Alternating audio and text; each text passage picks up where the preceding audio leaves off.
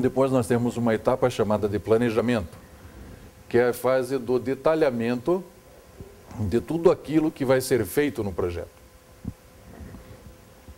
Vamos trabalhar a questão de cronogramas, vamos trabalhar a interdependência.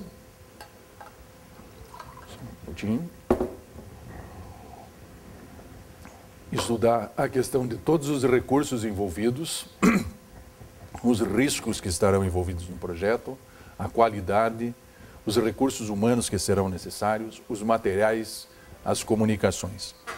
Vamos tomar assim um rápido exemplo nessa fase. Se a gente fosse fazer um churrasco no final de semana, eu vou planejar o churrasco. O que eu teria que levar já de cara como consideração nessa etapa?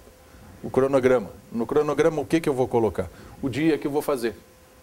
Tenho que saber o dia que eu vou fazer. Quantos dias faltam para que eu faça esse churrasco? Não adianta eu querer fazer um planejamento do churrasco no sábado ao meio-dia e começar a fazer as minhas atividades às 7 horas da manhã, desde compra de carne, providenciar o local onde eu vou fazer esse churrasco. Quer dizer, ele estará comprometido. Então, a fase de planejamento, ela tem que dar todo o cronograma para a execução da atividade do projeto.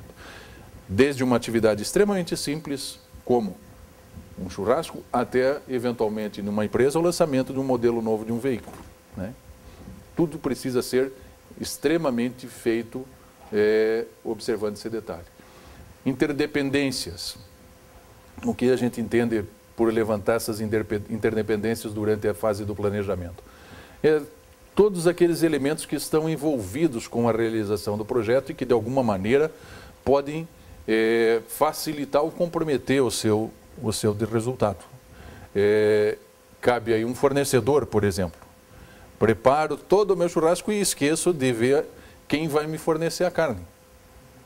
Ou vou lançar um novo produto, mas esse material que eu preciso para produzir um determinado equipamento tem uma importação que leva 90 dias. E eu inicio o meu processo de fabricação ao dia número 60. Então, veja, se você não tiver o planejamento de todas essas atividades, com certeza você vai ter problema. Riscos, né? Essa já é uma área extremamente complicada. Quanto maior o meu projeto, maior vão ser os cuidados para os riscos que vão advir durante a sua execução. Só a análise de riscos já é por si só uma disciplina extremamente complexa e que em muitos locais são disciplinas até de pós-graduação ou até cursos de pós-graduação. Então depende do que? Essa análise de riscos, do tamanho do meu projeto, onde eu vou levantar tudo aquilo que pode comprometer a execução do projeto. Definir os critérios de qualidade dentro desta etapa que serão necessários para que o projeto tenha a sua conclusão satisfatória. Os recursos humanos que estarão envolvidos no projeto e muitas vezes nessa etapa, depois nós vamos aprofundar um pouquinho mais, passamos por contratação, capacitação de pessoal, então tudo isso tem que estar dentro dessa elaboração. Todos os materiais e um ponto que muitas vezes, sendo deficitário, compromete qualquer projeto, que é a questão da comunicação. Eu tenho que planejar aqui como é que a comunicação vai acontecer, né? Volto ao exemplo simples do churrasco, porque é o exemplo que a gente pode imaginar com facilidade agora. Se eu não informar a hora que as pessoas devem enxergar, o que vai acontecer? Eu fico com a carne assada antes que as pessoas que fazem parte cheguem. A comunicação num grande projeto é da mesma maneira. Os prazos de entregas parciais, as datas de fornecimento, as mudanças que muitas vezes precisam acontecer no meio de um determinado projeto. Imagine um projeto de longa duração. Eu disse que o projeto precisa ter início, meio e fim, mas isso não quer dizer que seja 1, 2, 3 dias. Imagine o projeto de uma plataforma de petróleo. Quantos anos leva desde a sua concepção até a entrada de operação, a entrega? De repente, tem uma situação que, na execução do projeto, necessita de alguma modificação. O sistema de comunicação que ali é colocado precisa ser extremamente definido para que o cliente, no final do processo, saiba e concorde com o que ele está recebendo. Temos a etapa de execução, que é a etapa seguinte desse trabalho todo, onde tudo aquilo que foi planejado começa a ser transformado em realidade, né? Então, aquilo que a gente diz, está saindo do papel para se transformar num produto final, num serviço, num equipamento, numa construção, seja lá o que for. E verdadeiramente essa etapa onde a maior parte de todos os investimentos vai acontecer. Por quê? Nesse momento é que você vai utilizar as suas matérias-primas para realizar o teu projeto. Então, qualquer falha na parte da execução, com certeza os riscos são maiores e os prejuízos também são maiores, né? Então, a execução deve ser efetivamente a fase de realização daquilo que foi planejado. Por isso, existe uma outra etapa extremamente importante, que vocês viram acontece durante todo o projeto, onde eu vou poder detectar possíveis falhas, que é o monitoramento e controle. Então, eu preciso continuamente estar avaliando o projeto, as etapas do projeto, se elas estão de acordo com aquilo que foi planejado. Então, veja, são totalmente entrelaçadas essas 5 etapas. Se o planejamento não previu como é que eu vou fazer o monitoramento, e o que eu devo monitorar, e o resultado que o monitoramento deve trazer, como é que eu posso corrigir algum problema que aconteça durante a execução? Aí eu não corrijo o problema da execução, que eventualmente possa acontecer. Se eu não corrigir, automaticamente o meu prejuízo vai se elevar. Então é uma etapa extremamente importante a questão do monitoramento e do controle. E precisa ser definido. Depois nós vamos ver mais uma transparência. Deming fala num determinado ponto que a gente precisaria acabar com as questões da inspeção final, né? Muitas vezes quando você fala em monitoramento e controle, você vai pensando assim, a hora que eu fizer a produção do meu relógio, quando ele estiver prontinho lá, eu vou verificar se ele está realmente, o minuto dele são de 60 segundos, a hora é de 60 minutos. Mas aí o relógio já está pronto. Quer dizer, o que eu faço? Ou eu vou ter uma grande quantidade de retrabalho, ou esse relógio pode virar sucata, ou seja, prejuízo. Então, reforço, monitoramento e controle extremamente importante em qualquer projeto. Monitoramento de todas as etapas, de prazos de entrega, de compromissos assumidos. E aí, muitas vezes, é um problema. Eu quero aqui passar um pouquinho mais forte nessa questão, né? Quando eu componho uma equipe de projeto, a equipe toda tem que estar envolvida com o projeto, tem que vivenciar o projeto, tem que ter amor e viver aquele projeto. E tem que ser cobrada. Muitas vezes, quando você tem um ambiente de trabalho, e a gente sabe que isso acontece, existe receio de ser cobrado e receio de cobrar.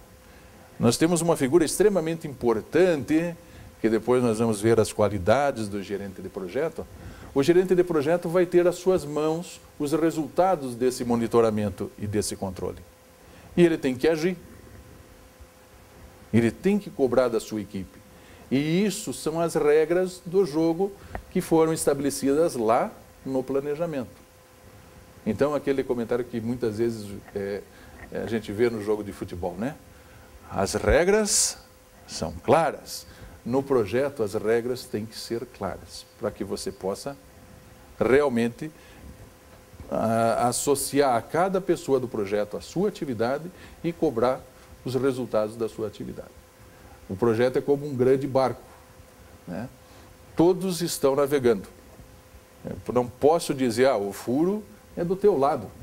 Não tenho nada com isso. O barco vai afundar. Eu posso me afogar um pouquinho mais tarde, mas que o barco vai afundar, vai. Então, extremamente importante, né? Monitoramento e controle do início ao final do projeto. E tem que ser durante o planejamento. E todo mundo tem que saber como é que vai ser cobrado, né? E, finalmente, nós temos na realização de um determinado projeto, que é o encerramento, onde todos os resultados vão estar concluídos dentro de um produto final. Pode ser o churrasco que eu dei do início, pode ser um trem-bala, ou pode ser um estádio para a Copa. Dá até uma tristeza a gente pensar assim, né? Nós temos inúmeros projetos acontecendo a nível de Brasil. Será? Onde será que estão as falhas? E daí nós vamos ter as entregas desse resultado, a entrega desse projeto. Quem vai receber esse resultado final é o nosso cliente. Então nós precisamos oficializar a entrega dos nossos produtos, documentar as entregas de nossos produtos. E aqui entra já alguma relação com as outras disciplinas que vocês viram ou verão durante o curso, que cada projeto ele gera muito conhecimento. O projeto é único, mas o conhecimento não. Então, nessa fase do projeto é extremamente importante que a equipe de projeto possa gerir esse conhecimento, que a organização tenha a gestão do seu conhecimento, para que quando ela for executar um novo projeto, uma nova realidade, um novo cliente ou novos projetos, ela tenha em mãos os resultados de tudo aquilo que foi positivo, da onde as coisas eventualmente não foram tão positivas, e possa já antecipar as correções necessárias, os encaminhamentos necessários na fase do planejamento de projetos futuros. Ou seja, o projeto acaba, mas o conhecimento tem que servir para a organização num crescente contínuo. A empresa que pensa trabalhar a gestão de projetos e não tem uma gestão do conhecimento apropriada, vai tropeçar sempre na mesma pedra. Os projetos vão ter sempre os mesmos problemas. Então, agora no curso você já começa a perceber que existe uma relação entre as disciplinas. Eu termino o projeto, mas eu tenho que entrar aqui com toda a questão da gestão do conhecimento, para poder que a empresa faça um grande crescimento. E o que tem tudo isso a ver com a questão da inovação, né? Que é a nossa linha mestra do curso e o objetivo maior desta atividade. Ora, vamos rever o conceito de inovação. A inovação é o quê? A introdução de um novo produto, de um novo serviço, de um novo bem, ou algum deles com significativas melhorias oferecidas ao mercado, oferecida ao cliente. Nós podemos ter essas mudanças acontecendo nos processos, podemos ter essas mudanças acontecendo nos marketings, podemos ter na organização do trabalho, conforme define o Manual de Oslo da OCDE. Ou seja, a inovação ela vai ser incorporada ou vai ser oferecida ao cliente. E ela vai resultar em alguma coisa nova. Quando ela vai resultar em alguma coisa nova, significa que eu vou implantar alguma coisa diferente daquilo que está sendo feito. Ou seja, se ela é diferente, ela já é única. A partir do instante que a inovação ela é única, a gente já começa a fazer a primeira relação. Eu posso ter um projeto. Se ela tem prazos para ser implementada ou ser colocada no mercado, mais fortalece a ideia de que a inovação pode ser trabalhada com os conceitos de gerenciamento de projetos.